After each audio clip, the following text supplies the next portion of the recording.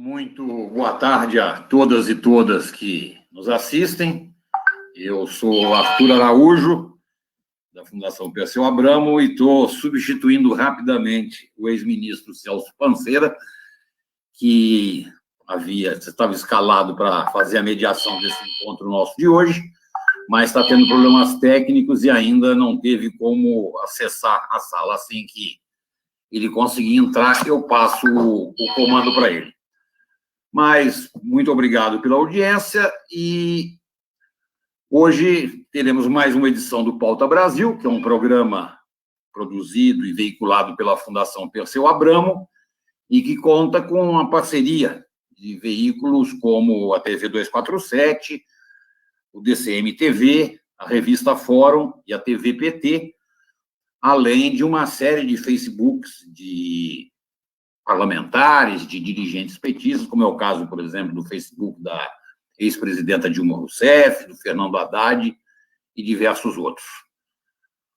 O tema nosso de hoje é um assunto que está quentíssimo e que tem se desdobrado ao longo das últimas semanas e, aparentemente, chegou a uma conclusão ontem, mas que tudo indica ser uma conclusão cheia de dificuldades. É o tal do orçamento da União.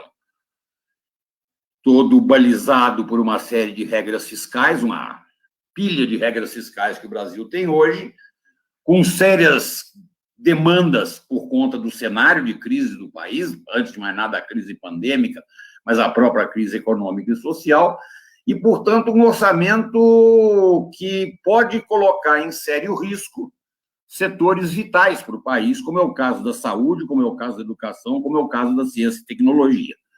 Então, é exatamente uma conversa sobre orçamento a partir desses enfoques iniciais que nós estamos pensando para hoje. Para isso, estão conosco aqui o senador Rogério Carvalho, do PT do Sergipe, médico, a médica e deputada pelo Rio de Janeiro, Jandira Fegali, do PCdoB, e o Bruno Moretti, que é mestre em economia, doutor em sociologia e participa da assessoria da bancada da liderança do PT no Senado e é também um expert, um especialista em orçamento. Então, como já combinamos previamente, eu vou passar a primeira palavra para o Bruno, para ele nos entreter com uma série de números, que aí ele vai ter que explicar esses números, e depois a deputada e o senador traduzirão os números do Bruno para efeitos que cada um de nós, como cidadão, poderá vir a sofrer e quais são as possíveis alternativas, quais são os desafios que estão colocados para nós. Muito obrigado, em nome do meu pessoal e da Fundação, pela presença de todos. Por 10 minutos, nessa primeira rodada, Bruno Moretti com a palavra. Olá, Arthur, uma boa tarde. Senador Rogério, deputada Jandira, um prazer muito grande estar aqui com vocês. E, enfim, hoje é um dia muito propício para a gente falar sobre orçamento, porque foi sancionada a lei orçamentária anual, não é, com um conjunto de vetos e um conjunto de bloqueios de despesas que tornam a situação de áreas centrais para o país, áreas sociais, área de ciência e tecnologia, torna essa situação muito complexa. Então, eu vou usar aqui esses meus primeiros 10 minutos para fazer uma breve explicação sobre a situação do orçamento após a sanção, para depois passarmos aí ao senador e à deputada. Bom, é importante a gente lembrar o seguinte, né? O orçamento foi aprovado com um valor muito alto de emendas de relator, 29 bilhões de reais. A questão maior com essas emendas de relator é que elas têm critérios discricionários de repasse que não necessariamente vão levar em conta, por exemplo, as necessidades de saúde, critérios objetivos de distribuição desses recursos. Muitas vezes podem levar em conta critérios exclusivamente políticos, por exemplo, da relação do governo com a sua base. E esses valores, dado o teto de gasto, ou seja, dado o fato de que as despesas não podem ser ampliadas, só foram possíveis diante de corte em despesas obrigatórias, como benefícios previdenciários, que estão subestimados no orçamento e vão ter que ser recompostos. Ora, para recompor esses valores, o governo está cortando uma série de despesas, né, que vão, de alguma maneira, ter impactos sobre as diversas áreas. Então, basicamente, é o seguinte: dos 29 bilhões das emendas de relator, o governo manteve alguma coisa como 18 bi, porque se fala muito em 16 bi e meio, mas, na verdade, tem 18 bi de emenda de relator. E para manter esses 18 bi, ele está cortando outros 10 bi e meio das emendas de relator, está cortando 1,4 bilhão em emendas de comissões, né? E está cortando alguma coisa como 7,9 bilhões das despesas discricionárias do Poder Executivo, que, traduzindo, são aquelas despesas para funcionamento da máquina pública, investimentos e assim por diante. Além disso, né, para fazer o ajuste ao teto de gasto, está bloqueando no orçamento, ou seja, contingenciando um pouco mais de 9 bilhões de um conjunto de áreas, também 9 bilhões de despesas discricionárias. Então, diria assim, que o resumo da ópera é: para aumentar, não é, esse recurso discricionário, de uso eminentemente político, e aqui o político no mau sentido da palavra, quer dizer, em que o governo faz ali um repasse sem critérios, tendo em vista sua base de apoio, e para manter o teto de gasto, não é? Para que as despesas não estourem o teto de gasto, ele mantém cerca de 18 bi em emenda de relator e corta um valor muito alto de despesas discricionárias, considerando os cancelamentos e o contingenciamento, alguma coisa como 17 bilhões de despesas discricionárias, agravando ainda mais o quadro de um conjunto de áreas que já vinham com orçamento subdimensionado, com orçamento em redução diante do teto de gasto. Então, basicamente, para não estourar o teto e manter emendas de relator, despesas discricionárias para funcionamento das políticas públicas pagarão a conta. Basicamente, esse é o resumo. E aí, eu gostaria de dar alguns exemplos, né? Caso da educação, cujo orçamento já vinha em queda, serão contingenciados 2,7 bilhões, é o maior contingenciamento entre todas as áreas, e serão definitivamente cortados do orçamento 1,2 bilhão. Então, entre contingenciamento e corte efetivo, cancelamento de despesa, nós temos aí quase 4 bilhões da educação, agravando especialmente a situação das universidades e dos institutos federais de educação profissional e tecnológica. Outro caso relevante é o da ciência e tecnologia, cujos recursos discricionários já vinham em queda, né, com um nível baixíssimo, por exemplo, do orçamento do CNPq.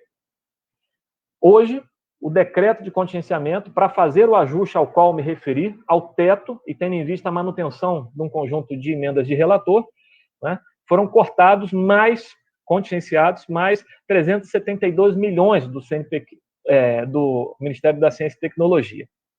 Aqui eu também queria lembrar, né, que o orçamento do FNDCT, do Fundo Nacional de Desenvolvimento Científico e Tecnológico, segue com cerca de 90% do seu recurso em reserva de contingência, ou seja, segue contingenciado, e o Congresso Nacional, o senador Rogério e a deputada Jandira podem falar com mais precisão, o Congresso aprovou uma lei impedindo o contingenciamento desses recursos, impedindo que esses recursos ficassem na reserva de contingência.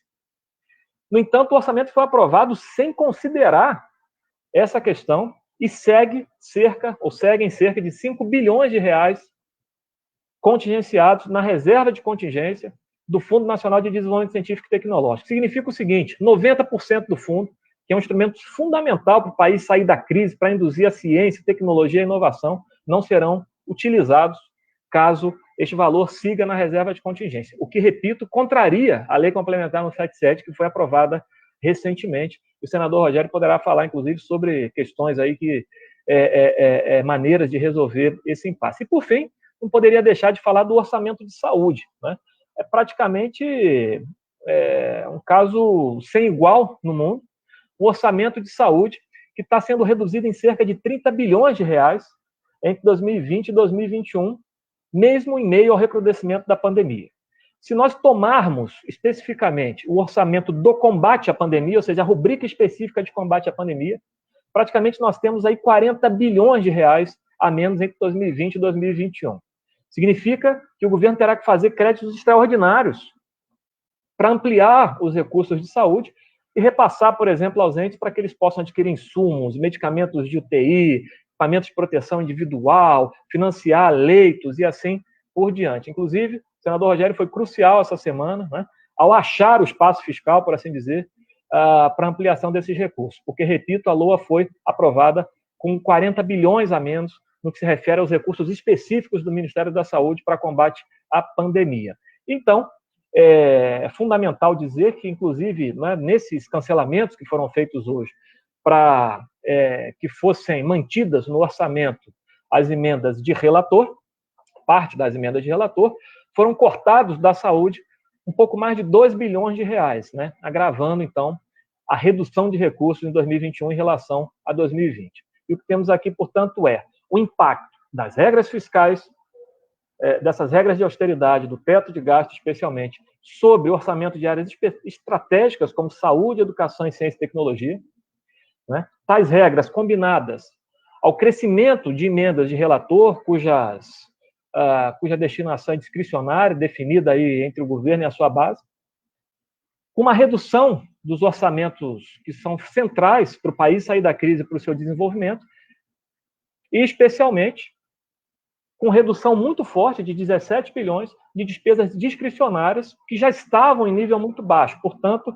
o risco aqui é reduzindo-se ainda mais, conforme determinado hoje, não é, pelo veto que o presidente fez e pelo contingenciamento que ele fez, reduzindo-se ainda mais essas despesas de funcionamento da máquina, o risco de um shutdown da máquina pública é muito forte, ou seja, de paralisia da máquina pública, das universidades, do INSS e assim por diante, em função do baixo grau de recursos para funcionamento da máquina, né, os chamados recursos discricionários. Então, esse é o quadro geral do orçamento que está sendo aprovado, e eu fico por aqui. Obrigado, Arthur. Precisão britânica. Deputada, agora é consigo.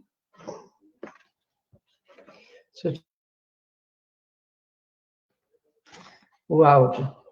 Bom, primeiro, Arthur, eu quero agradecer à Fundação o convite, quero cumprimentar nosso senador Rogério Carvalho, parceiro de muitas lutas aí, não só na saúde, mas tantas batalhas políticas, democráticas que a gente tem enfrentado no país, cumprimentar o Bruno Moretti, que é a quem todo mundo recorre nas batalhas aí, orçamentárias, né, na sociedade civil. Muita gente conversa com o Bruno e vai pedir a ele os dados e as conclusões aí sobre as análises orçamentárias. Bruno tem sido uma pessoa muito importante, inclusive aí na Frente pela Vida, o pessoal todo vai atrás do Bruno, né, Bruno? Mas, principalmente, a partir, inclusive, desses dados que o Bruno coloca, eu queria dizer que tem alguns aspectos do orçamento que não se debate no Congresso Nacional.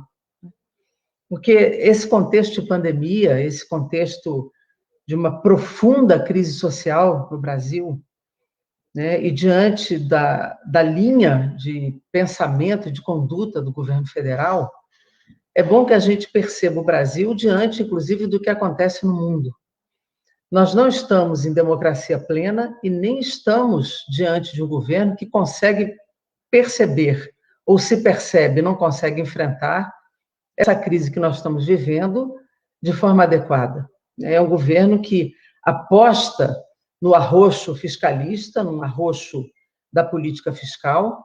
É um governo que vai na contramão do que o mundo inteiro está fazendo, né? O mundo inteiro aposta numa robustez do investimento a partir do Estado, e aqui, ao contrário, é uma destruição do papel do Estado, um apequenamento do papel do Estado no enfrentamento dos processos econômicos, inclusive no confronto com a pandemia. É um governo que aposta contra a ciência, quando o mundo inteiro aposta na ciência, e aqui não se discute, inclusive, um aspecto, parece que não faz parte do orçamento, que é como o Estado brasileiro está a serviço do capital financeiro e como o orçamento público nutre o capital financeiro e a rolagem da dívida pública.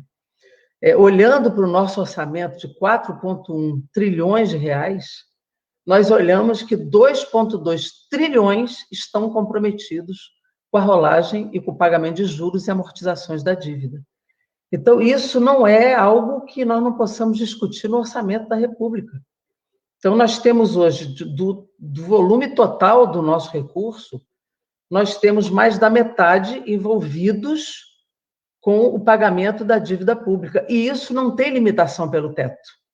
O teto, aqui nós estamos submetendo todo o recurso que nós devemos aplicar na saúde, na educação, no enfrentamento à pandemia, na ciência, na tecnologia, no investimento em infraestrutura, na geração de emprego, tudo que nós possamos discutir estão limitados pela emenda 95. A dívida pública não.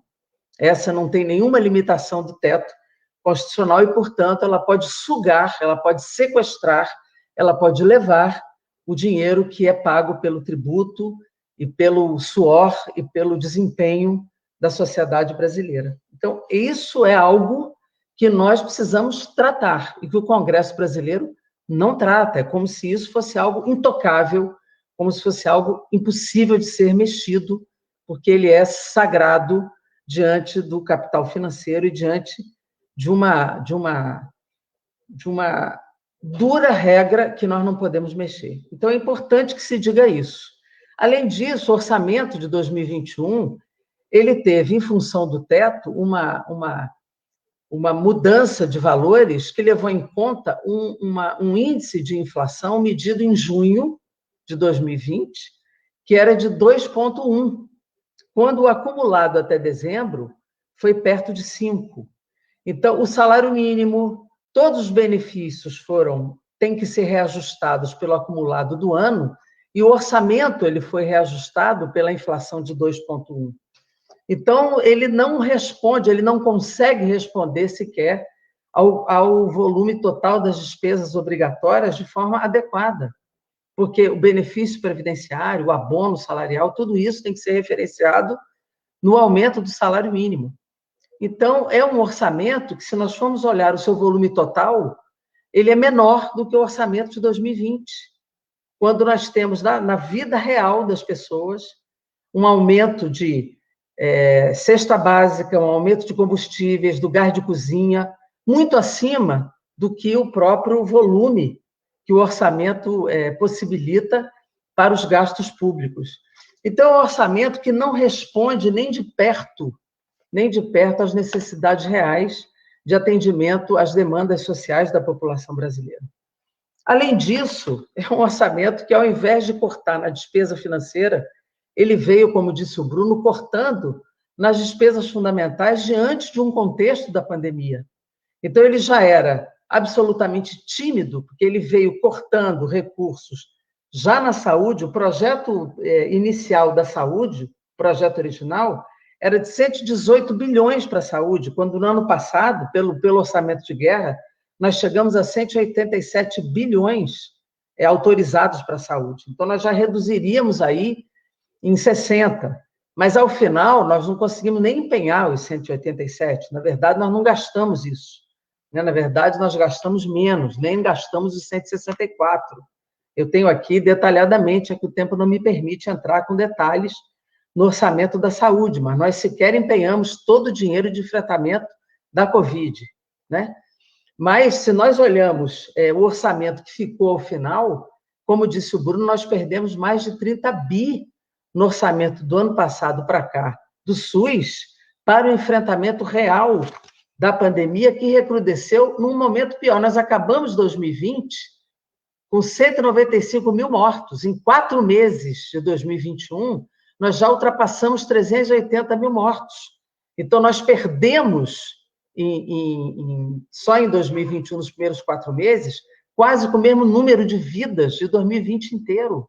E é neste momento que nós temos um corte nas verbas do SUS e agora um veto de 2,2 bilhões na saúde.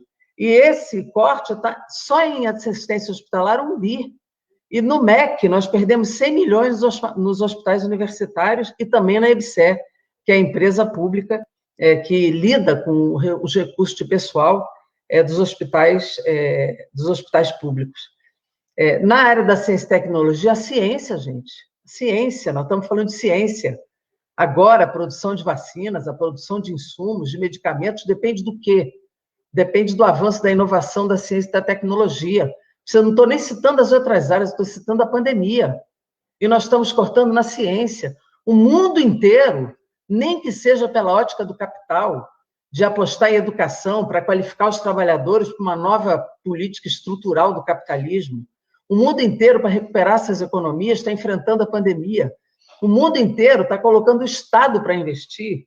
Se nós olharmos aqui, a China fez uma projeção, e a China não é um país capitalista, sob a minha ótica, ela está colocando 1,6 trilhão até 2024, trilhão de dólares até 2024 em investimento. A Índia está botando 1,4 trilhão de dólares até 2024 em investimento. A União Europeia, 800 bilhões de euros até 2026. O Reino Unido, 824 bilhões de euros até 2026. A África do Sul, 133 bilhões de dólares em 10 anos. E o Brasil botou agora no seu orçamento, o orçamento original, 25 bilhões de reais. E, assim mesmo, o orçamento agregou, a Câmara e o Congresso Nacional agregou, e ele agora fez um veto de 14 bi. Nós não temos projeto nacional, nós não temos projeto de desenvolvimento nenhum, nós não projetamos geração de emprego, nós não projetamos projeto de desenvolvimento, nós projetamos ajuste fiscal. Isso foi a PEC emergencial, isso foi a reforma da Previdência, e isso será a reforma administrativa, como os outros projetos de reforma do Estado brasileiro. Nós não apostamos nisso. Nós estamos cortando verbas que defendem vida, nós estamos cortando cortando possibilidades de investimento do Estado brasileiro. Nós estamos apostando num país que vai para o fundo do poço, e cada vez mais. E se cavar, vai mais fundo ainda. Então, eu estou tentando alertar que todos os dados orçamentários que a gente olha é corte profundo na ciência e tecnologia, além do contingenciamento ilegal do fundo. CAPES perdeu 3 bi, CNPq está perdendo 700 milhões, as bolsas estão acabando, as pessoas estão indo embora, né? Nós estamos perdendo recursos na saúde, estamos perdendo recursos no MEC, e vamos perder mais recursos em todas as políticas de Estado, favorecendo apenas o mercado, com previsão de aumento da taxa Selic, para favorecer novamente o mercado. Então, essa é a nossa perspectiva. Lamentavelmente, o que nós temos que fazer é fazer uma grande frente de luta, seja do ponto de vista suprapartidário, seja na luta com a sociedade brasileira. Tem a CPI, Rogério, que está no Senado aí com você, né? Lamentavelmente, a Câmara não fez, e eu vou concluir. E nós, assim, eu não consigo imaginar que a gente possa sustentar um governo desse até 2023. Espero que a CPI nos dê muitos dados para a gente tentar bloquear esse processo antes de 2023, porque acho que o país não aguenta continuar com uma política desse tipo. Vou parar aqui, que meu tempo acabou. Deputada, muito obrigado. E também, para ganharmos tempo, palavra com o senador Rogério Carvalho. Obrigado, Arthur. É uma satisfação muito grande participar desse debate aqui com a minha companheira Jandira Fegali, quem eu tive a honra de suceder na Associação Nacional de Médicos Residentes, e o meu mestre aqui, Bruno Moretti, essa figura incrível, que ensina a nós todos os dias. Eu queria começar pelo que a Jandira falou sobre os cortes, o Bruno também, sobre os cortes do orçamento e a priorização das emendas de relator ou o recurso destinado às bancadas e a discricionariedade que ficou neste capítulo. Primeiro, a gente precisa entender que o nosso Congresso ele é formado por 2 grandes blocos que são mais fortes do que partidos, com exceção do bloco de esquerda, né?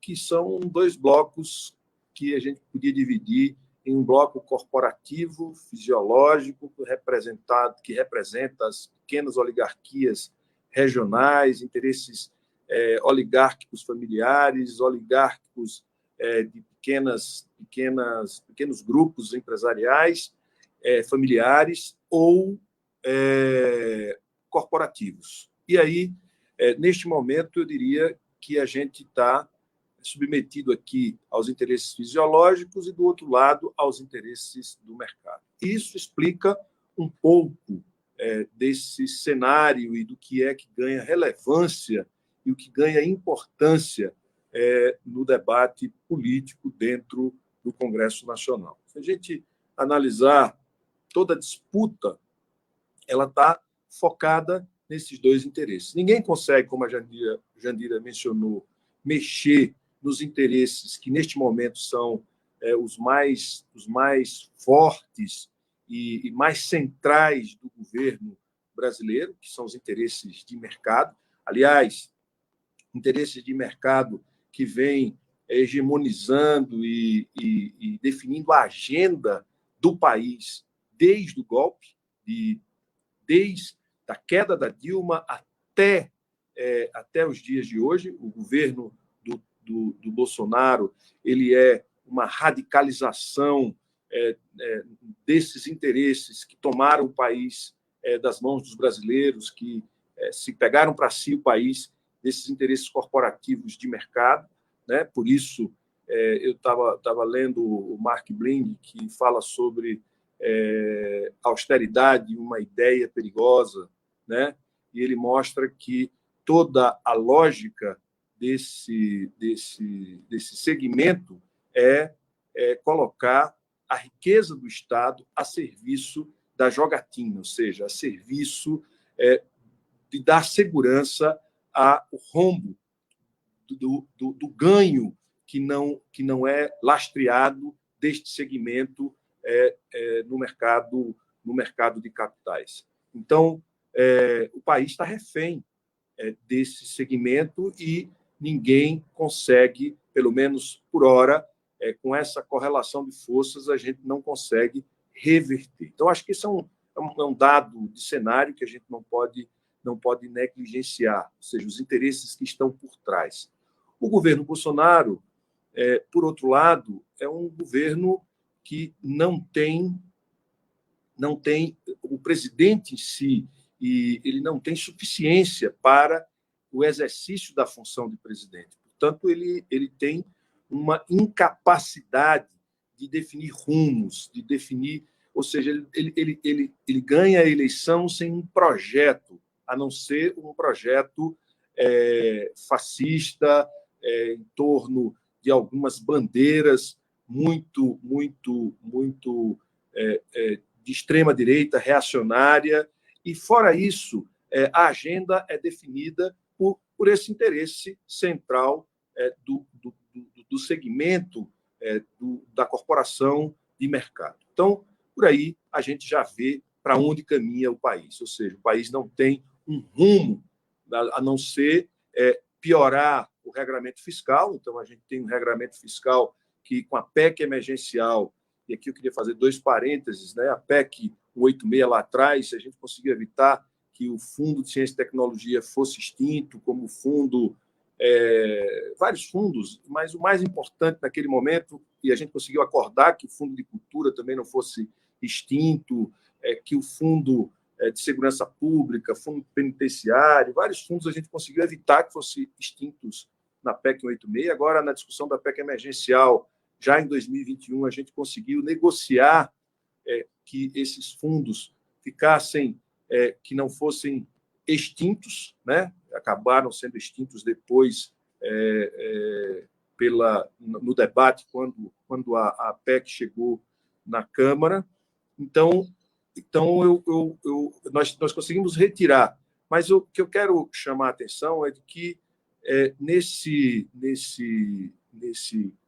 nessa questão não há nenhum comprometimento deste governo com nenhuma agenda e nenhum projeto de desenvolvimento.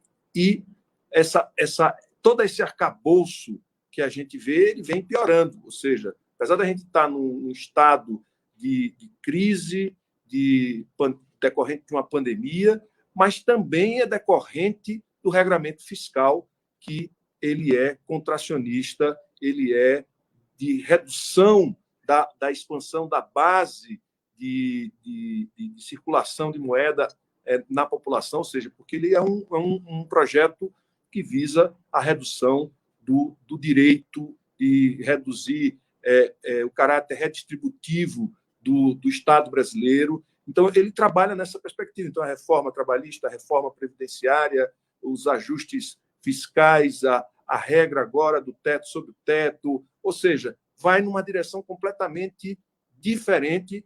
Aliás, nós estamos há 50 anos atrás, a gente está nos primórdios do consenso de Washington, enquanto o Biden e o mundo está olhando para a Europa e o mundo está olhando para o Keynes e para uma agenda desenvolvimentista com a redefinição do papel do Estado. Todo mundo está percebendo que o papel do Estado na indução, no crescimento econômico é fundamental e nós aqui trabalhando em cima de ideias reacionárias que privilegiam exclusivamente o interesse do setor corporativo do mercado financeiro.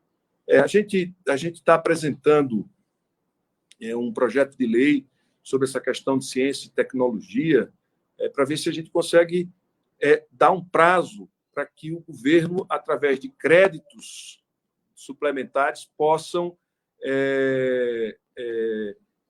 repor aquilo que a lei complementar 177 já obriga o governo a fazer, que é descontingenciar os 5 bilhões do Fundo de Ciência e Tecnologia.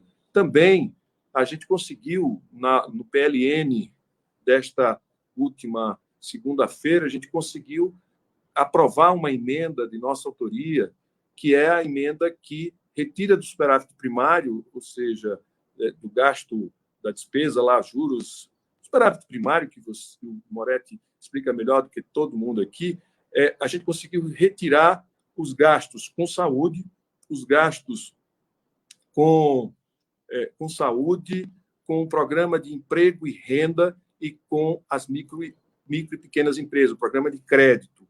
Ou seja, a gente tem agora que depender da iniciativa do governo, mas a gente abriu espaço fiscal para que o governo possa emitir crédito extraordinário para essas áreas. Então, a gente tomou algumas... Essa está garantida, pelo menos a gente pode. A saúde a gente pode recompor com crédito extraordinário sem a decretação de emergência e estado de calamidade. A gente pode retomar um programa de manutenção de emprego e renda e um programa de recuperação das micro e pequenas empresas através de crédito sem precisar decretar estado de calamidade. A questão é o governo fará isso, né? E quando se trata do resto, né? Quando você não tem projeto, quando você tem como principal forças políticas que controlam o Congresso Nacional num governo que não tem iniciativa, que as iniciativas são todas elas reacionárias e bandeiras isoladas para chamar a atenção, mas na prática não tem consistência, que a Jandira falou, não tem rumo, não tem projeto, não projeta nada, não está pensando em 5, em 10, em 15 anos, não tem um plano. O país está à deriva do ponto de vista estratégico de um plano, a não ser a destruição do Estado inclusivo que a gente vinha construindo a partir da Constituição de 88. No lugar disso, o que a gente tem? A presença do mercado que se utiliza de um regulamento fiscal que lhe protege, que garante que toda a riqueza vai para a sua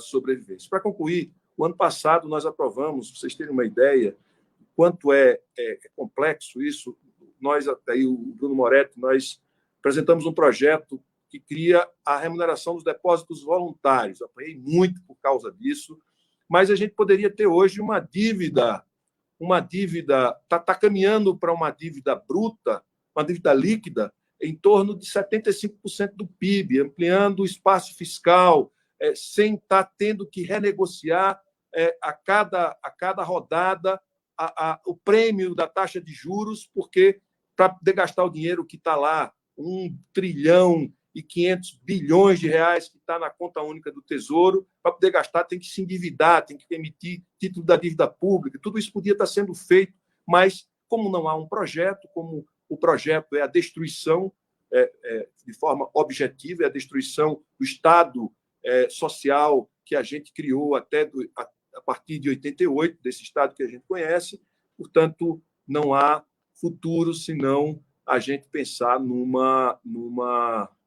processo eleitoral em que a gente retome para o Brasil e retome das mãos desses segmentos o governo e reorganize o Estado brasileiro para que ele possa colocar todos os brasileiros e a gente ter um projeto de Estado e de sociedade que se perdeu ao longo desses últimos... Quer dizer, que se transformou nisso que a gente está vendo, nessa tragédia social e econômica que a gente está vendo nos últimos 5 anos. É isso aí. Depois a gente vai conversando. Obrigado.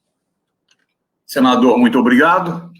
Avisar a todos que, infelizmente, não teremos o ex-ministro Celso Panceira, porque a maldade das coisas inanimadas faz com que o equipamento dele não consiga conversar com o software que deveria ser utilizado. Faz parte da nossa vida pandêmica, essa dependência da... Ele era o ministro de Ciência e Tecnologia, e o software não combina. Exatamente. Teria que ser, né? Aí a maldade das coisas inanimadas é uma realidade. Mas eu vou lançar 2 afirmações bem rápidas para que cada um de vocês 3 a expangue, as 2. Primeira, o Brasil sempre teve um problema histórico que a gente chamava, foi denominado pelo Nelson Rodrigues, de complexo de vira-lata. Uma tentativa contínua de achar que o que é de fora presta, o que é nosso não é bom, então o que a gente sempre deveria fazer na vida era imitar e não prestar atenção nas nossas condições. Eu tenho hoje a nítida sensação que a gente vive um complexo de vira-lata reverso. O mundo inteiro está fazendo coisas para enfrentar a pandemia e para retomar a vida econômica, a vida social dos países, totalmente na contramão do que o Brasil está fazendo nesse momento. Não só o evidente, gasta-se dinheiro a rodo no mundo para sustentar salários, para sustentar a renda de quem não tem salário, para sustentar os sistemas de saúde, para permitir vacinação gratuita, para permitir que as pessoas se alimentem, e, inclusive, coisas que foram citadas aqui. O investimento, por exemplo, em educação, ciência e tecnologia cresceu durante a pandemia na maior parte dos países, porque é essencial, no caso da educação, você permitir a educação híbrida ou à distância. Isso significa um enorme investimento em equipamento, em banda larga, etc. No caso da ciência e tecnologia, a prova mais que evidente. Se não tiver muito dinheiro em ciência e tecnologia, nem vacina teria existido. Quanto mais todas as necessidades que todos os países sabem que são necessárias. O Brasil hoje é o único país do mundo que eu conheço cuja orientação que se reflete nesse orçamento que nós estamos debatendo aqui, em que a ideia não é só não gastar tudo que for necessário, é tentar gastar menos ainda do que antes da pandemia. Esse processo, do que eu estou chamando do viralatismo reverso, é exatamente o que a gente está vivendo hoje? Isso seria uma síntese realista do que está acontecendo? E a segunda pergunta a segunda afirmação é de algo que me parece uma obviedade. Não há como enfrentar a pandemia enquanto não houver vacinação em massa, a não ser por isolamento social, a não ser por distanciamento das pessoas, a não ser por impedir que a transmissão se dê. Enquanto a vacina não for aplicada na maioria, não há outro método. E é impossível querer que as pessoas fiquem distantes entre si se elas não tiverem renda. Eu sei e acho que foi uma grande iniciativa das oposições terem criado aquele projeto de lei aprovado agora semana passada, que permitiu liberar recursos para o SUS, permitiu liberar recursos para pequenas e médias empresas e para um programa de compartilhamento das folhas. Agora, a grande medida sanitária que esse país clama, o auxílio emergencial de R$600, para que efetivamente as pessoas possam ficar em casa. Não há o menor espaço para trabalhar isso hoje no Congresso? Bruno? Olha, Arthur, as 2 questões são fundamentais, né? Levam às escolhas fundamentais. Em 2020, por obra e força do Congresso Nacional, foram votadas, não é, um conjunto aí, várias matérias do ponto de vista fiscal e do ponto de vista de programas específicos que permitiram ao Brasil fazer uma expansão fiscal muito forte, né? Primeiro, pelo orçamento de guerra, ou seja, de modo geral, pela suspensão das regras fiscais, e depois pela instituição de programas específicos. A deputada Jandira e o senador Rogério foram protagonistas nisso, né? Diversas leis, diversas emendas, lei Aldir Blanc, leis, a própria lei do auxílio emergencial, a lei do Pronamp, né? Nós tivemos, por exemplo, uma emenda aí aprovada fazendo a cláusula de garantia dos empregos, né, dentro do Pronamp, entre outras várias emendas, entre outros vários temas e projetos. Basicamente, o que o Congresso Nacional fez foi aprovar um conjunto de medidas que, no fim das contas, Arthur, significaram mais de 500 bilhões, alguma coisa como 520 bilhões que foram efetivamente pagos em 2020, mostrando duas coisas. Primeiro, a tese do país quebrado era falsa, era furada. Não tinha país quebrado, não tinha país com falta de recurso. O que havia era um país com excesso de regras fiscais que basicamente impediam o combate à pandemia. E já há estudos hoje mostrando que, por exemplo, no caso do auxílio emergencial, que respondeu por mais da metade desses recursos, o PIB caiu bem menos em 2020 do que se previa, assim como a própria dívida e a arrecadação, tendo em vista os impactos positivos do auxílio emergencial, né, mitigando a crise econômica, ou o efeito econômico da crise sanitária. Então, assim, foi muito importante como um efeito demonstração, dizer, olha, nós temos um regime fiscal disfuncional, que não permitiria ao Brasil sequer combater a crise e seus efeitos econômicos. Bom, alguém pode dizer, tudo bem, ampliou o gasto fundamentalmente às custas do endividamento público. E o que aconteceu com as taxas de juros? Ora, chegaram aos menores níveis, né? Não sou eu quem digo, os dados oficiais do Tesouro sobre o custo de emissão da dívida pública interna mostram, né, que não houve explosão dos juros, né? Não houve explosão dos juros. Então, o que a gente tem é uma janela de oportunidade, né, sobretudo considerando as taxas de juros lá fora, que nos permitem, né, ampliar o nosso endividamento, que é fundamentalmente em moeda local, para salvar vidas, combater a pandemia e recuperar as economias, e recuperar a nossa economia, num projeto de reconstrução, conforme estão fazendo Estados Unidos, União Europeia e assim por diante, né?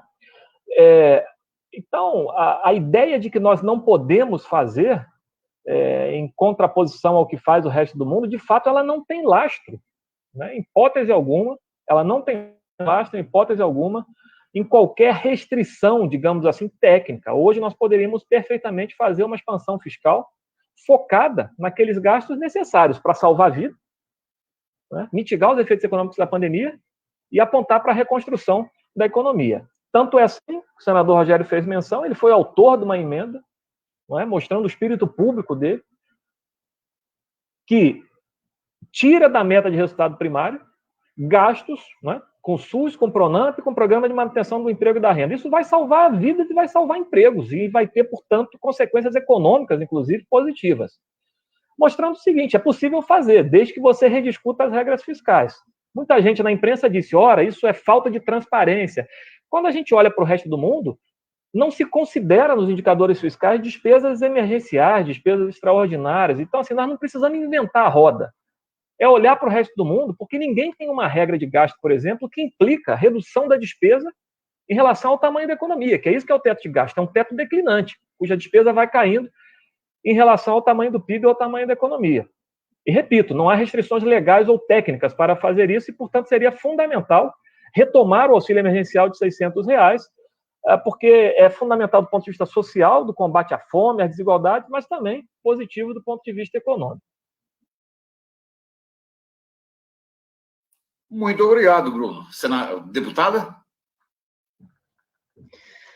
Eu acho que o conceito de viralatismo reverso, acho que ele não cabe, porque nenhum país do primeiro mundo nunca teve complexo de vira-lata.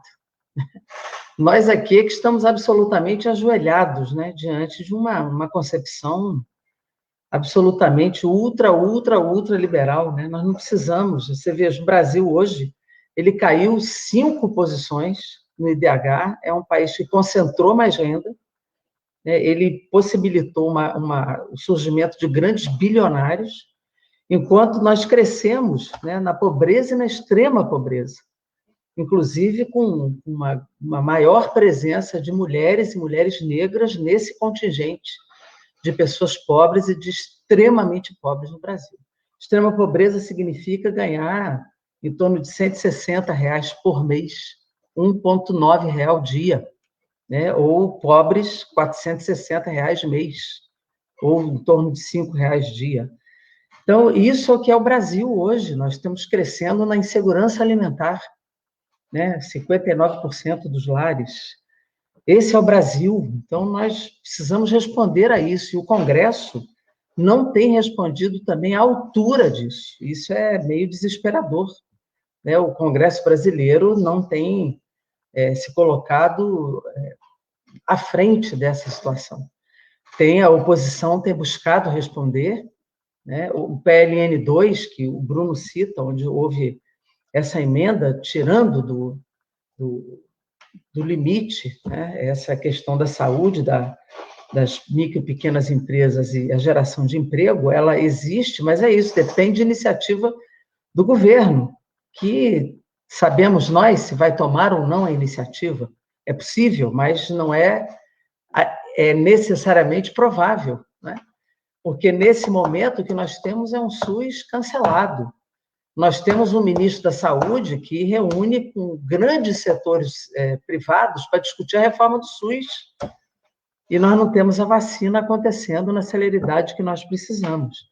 E quando você fala de isolamento social, é isso mesmo. Nós temos aí exemplos de cidades, como hoje mesmo saiu na imprensa, como Araraquara, por exemplo, reduziu brutalmente o número de casos porque determinou o isolamento social, fez a medida correta. Agora, é preciso que tenha recurso para as pessoas se alimentarem, poderem ficar em casa para fazer o isolamento social correto. Para isso, nós precisamos do auxílio e também alguns estados, algumas cidades estão conseguindo fazer um acréscimo de auxílio para a sua população.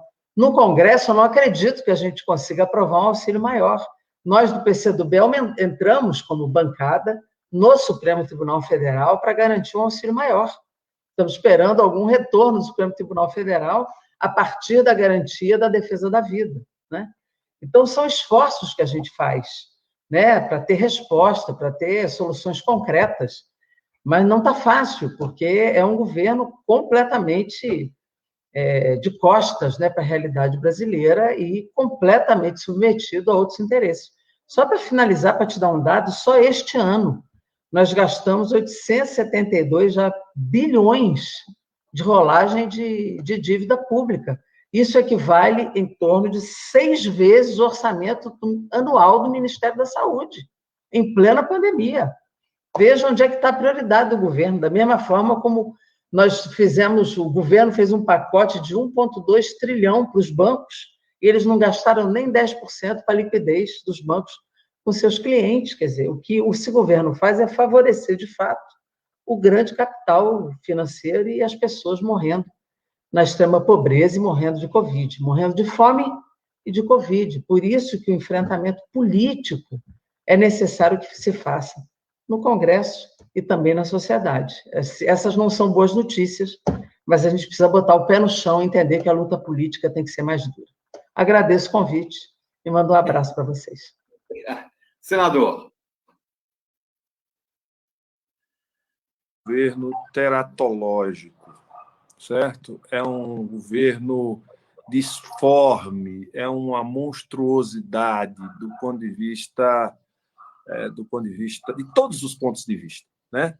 É um governo que tem como projeto a destruição do Estado do bem-estar social que vinha sendo construído no Brasil. A gente viveu uma experiência no Brasil no começo do século XXI muito exitosa. A gente criou os maiores programas de habitação, o maior programa de eletrificação, o maior programa de transferência de renda.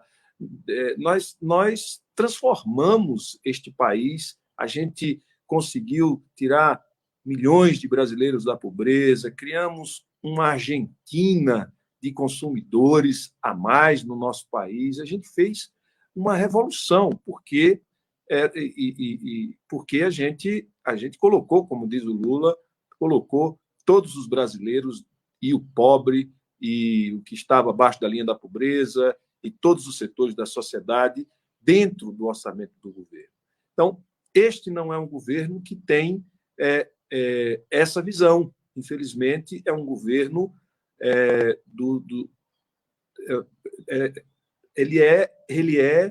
ele é mais radical do que o governo da Thatcher e do Reagan, certo? Do final da década de 80.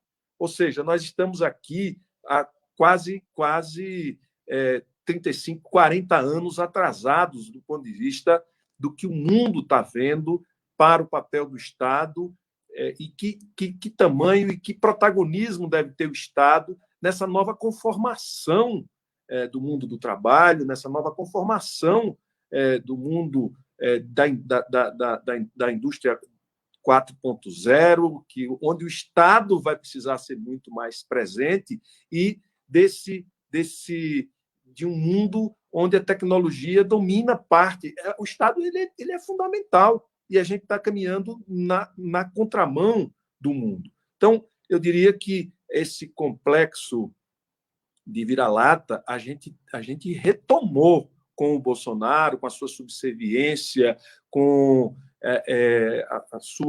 a sua incapacidade total, né? Então, eu diria que um governo que tem como projeto destruir, desfazer, ele não tem projeto. Ele já disse textualmente: o projeto é destruir, o projeto é acabar com o tal comunismo cultural.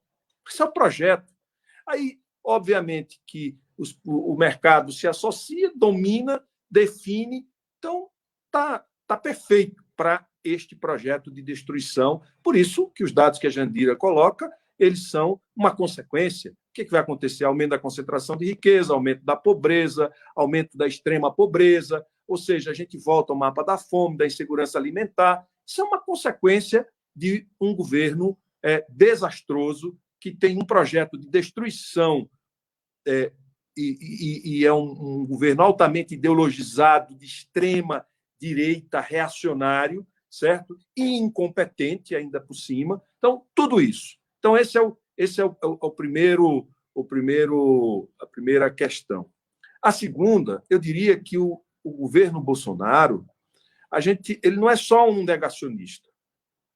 No caso da pandemia, ele assumiu uma teoria que é a imunidade de rebanho, Jandir.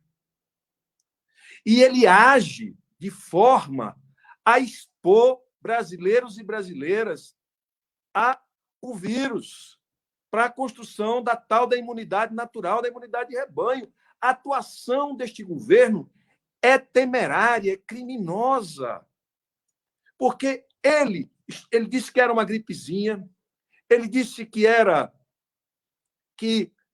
coisa de maricas, não se expor, certo? Ele disse que é que tem? 70% vai pegar mesmo, os fracos vão morrer, infelizmente, os fortes vão sobreviver. Tem uma teoria por trás, tem uma racionalidade nazi-fascista por trás deste governo. Não é possível que a gente não esteja vendo e que a sociedade não consiga ver e que os grandes meios de comunicação também não percebam isso. Ele foi contra o uso de máscaras, ele foi contra o isolamento social, ele entrou no STF contra estados e municípios, ele aglomerou, ele fez tudo para promover a pandemia no Brasil.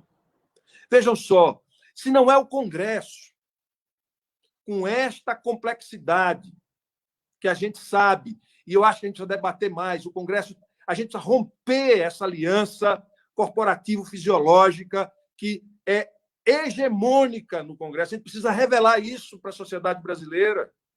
No momento, a corporação de carreiras de Estado, no outro momento, é a corporação do mercado. Neste momento, é o mercado quem manda na maior parte do Congresso. e os interesses fisiológicos das pequenas oligarquias regionais. Certo? Então, esse Congresso, mesmo com todas essas características, o ano passado, este Congresso reagiu. Os governadores, no consórcio do Nordeste, depois se ampliou para o resto dos estados, também reagiram. E a sociedade reagiu. E estabeleceu uma barreira. Quando a pandemia diminuiu o número de casos que a gente foi tendo, o que foi que o Bolsonaro fez? O Bolsonaro cresceu na popularidade. Ele cresceu na popularidade e ele aumentou o tom contra o isolamento, como se ele tivesse certo. Então, ele promoveu essa segunda onda. Ele é o grande promotor da segunda onda da Covid-19. Intencionalmente. Veja o Osmar Terra, seu colega, nosso colega. Seu também, é isso que eu ia falar. Nosso colega, seu colega deputado, nosso colega médico, né, que saiu por aí defendendo a imunidade de rebanho, dizendo que ia morrer 900 pessoas. Uma vergonha, uma vergonha. Veja o dono do Madeiro, daquele grupo de empresários que rodeiam o Bolsonaro, que apoiaram o Bolsonaro, que financiaram o Bolsonaro, dizendo, morrer 5 mil pessoas, não tem problema. Veja o que o Roberto Campos disse, que tinha que ser rápida, e quanto mais rápido, menos crise. Ou vocês estão esquecidos disso? Então, veja, eu diria que, com relação a essa questão da pandemia, não há espaço neste governo para a gente ter... Aquilo foi uma disputa. Porque, na hora que o Congresso colocou, e a esquerda conseguiu construir maioria, que a Câmara ia votar, que tinha uma sensibilização, que a sociedade estava sensibilizada, o Bolsonaro bancou 600. Foi por uma disputa de vaidade. Não foi por compreensão. Ele surfou nessa onda, mas foi uma iniciativa do Congresso. Então, eu não acredito que a gente tenha espaço com a visão do Bolsonaro. Bolsonaro, para concluir, eu quero dizer, Bolsonaro, ele é cruel, perverso. Ele quer as pessoas expostas para a construção da imunidade. Ele quer o caos. O Bolsonaro, ele quer o caos. Quanto mais caótica tiver a situação, mais ele tira vantagem e mais ele tem a oportunidade de fazer o que ele tem vontade de fazer desde o começo. A sorte nossa é que o Trump não ganhou a eleição nos Estados Unidos.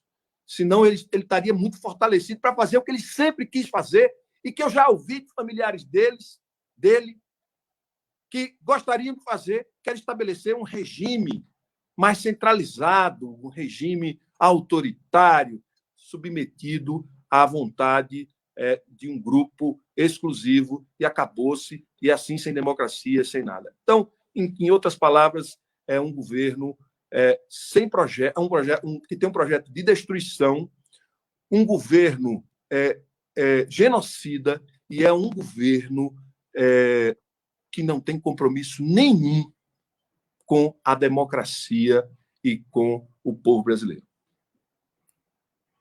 Muito obrigado. Infelizmente, chegamos ao final do tempo.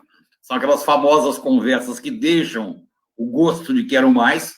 Com certeza repetiremos, se for possível, nas agendas de vocês, teremos várias oportunidades. E com essa mensagem, que ao mesmo tempo eu acredito que seja de alta preocupação colocada pelo senador e pela deputada, e os dados apresentados pelo Bruno, fica também uma mensagem de desafio. Ou seja, cabe a nós, brasileiros, agirmos no sentido de deter esse processo, de fazer uma inversão de caminhos, sob pena de uma desorganização nacional sem precedentes. Acho que fica, portanto, esse convite à atuação cidadã de todos nós, no sentido da alteração de um quadro que é evidente que não pode se perpetuar. Muito obrigado, em nome da Fundação Perseu Abramo, muito obrigado por mim mesmo, e até a próxima oportunidade. E aos nossos espectadores, Tchau, gratidão. Tchau, Rogério. Tchau, Bruno. Tchau.